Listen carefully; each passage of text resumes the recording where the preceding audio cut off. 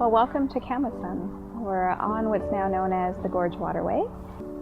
It relates to one of our important stories that happened after the flood. Camason was crying along the waterway with her grandfather, and along comes Hales with Transformer and Mink, and he asks what's the matter. And she said she's hungry and has nothing to eat. And he had asked her many different things that she would like to eat, both on land and in the marine ecosystem. And for somebody who didn't have very much, she was very picky and she was very greedy. And she was turned to stone, and she was told to be the protector of all that she accepted, and that there would be plenty for her people. And she's still there, and she's the protector of our ancestral lands and a lot of our food resources. The gorge is unique, and it needs to be treated that way. My mother remembered it in its glory days of the 1920s, when she would talk about coming here as a child and swimming and partying and picnicking and all that sort of thing in the gorge. When I was growing up in Victoria, we were told, or I was told, you shouldn't swim in the gorge. In the 40s and 50s, the polio epidemic was going on, and polio was something you got from polluted water, and this was polluted water. My mom always said, don't be going in there, it's not clean. We basically just ignored. Well, in I guess it was 1961, my family moved up from Saskatchewan. So that was the very first time I ever saw the gorge. I was about 12 years old.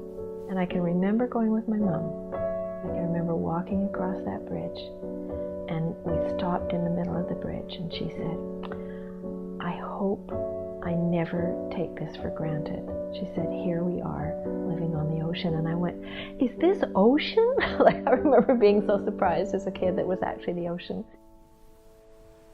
There's memories as family outings coming to the park and along the Gorge Waterway, whether it's walking with my grandma and talking about the history, or talking about what was here and how much it's changed, or talking about the culture and the different plants. I also have wonderful memories of being here with my mom and my dad and my siblings, and being able to just enjoy it as well.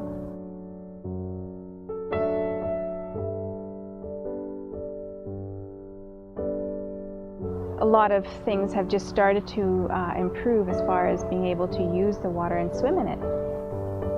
It became possible for me, anyway, to see that, by God, it could be cleaned up. It could be a place again that my mother would have remembered. So the only way you can actually know what the gorge is by water. If you're in the water, you care about its quality. And so let's get people in the water.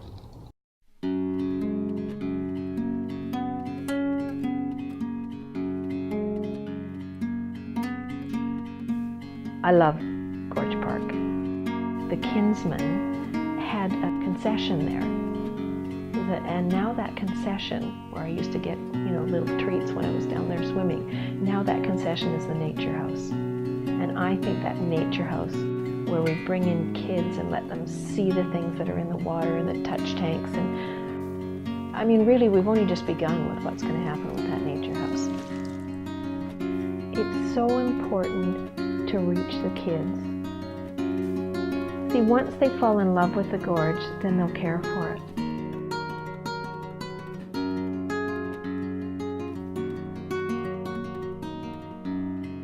I'm volunteering for the first Victoria Swim Fest. So it's really exciting to be a part of what I think is going to be a renewal of this place for people.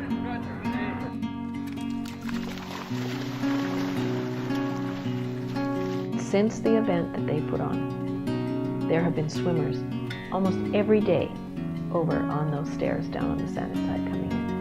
And I think, yay, it's taken all these years to get people to go back in and go, yeah, it's great. I've never swam here yet, and I hope to do that today.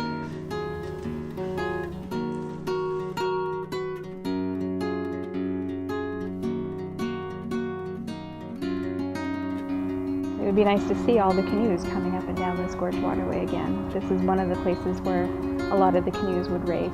We're now starting to see more people actively use the Gorge waterway in different ways.